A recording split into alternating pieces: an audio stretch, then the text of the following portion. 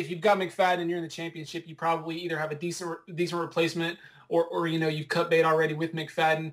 We've learned some things the last couple of weeks about this injury, that was originally classified as a midfoot sprain, but now the term Liz Frank is popping up. And we've talked about that before and how it's a specific joint in the midfoot. And if it's the area of the sprain, it makes more sense as to why he's been out going on 7 weeks now. He was very limited in practice. He still hasn't really done much football-related activity. Though the Raiders have said he looks the best he's looked, it still doesn't really sound like he's going to play. If you're in the league and this is your championship, you've got to cut bait. You've got to look for someone else to fill in.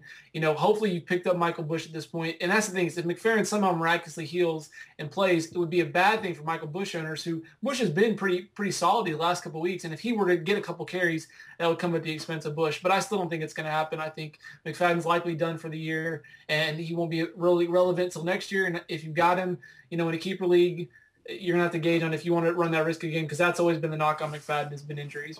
Kevin Smith might be available on some of your waiver wires because people have dropped him because of injuries a couple weeks ago.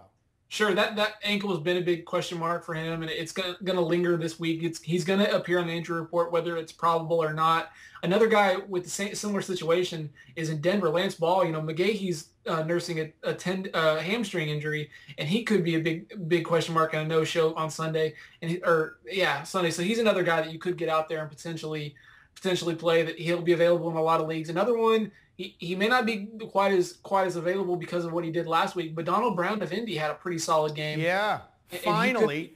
Yeah, exactly. And so, again, he's an extremely hot or cold player, but again, he may be someone to roll the dice on. And one other guy is Ryan Grant of Green Bay. We talked about how, especially now that the winning streak is over, maybe it's now they try to shorten games just to keep people healthy. With James Starks banged up, they may turn to Grant just to run the ball a little bit more. And so his numbers may be a little bit more impressive than they have been in the past.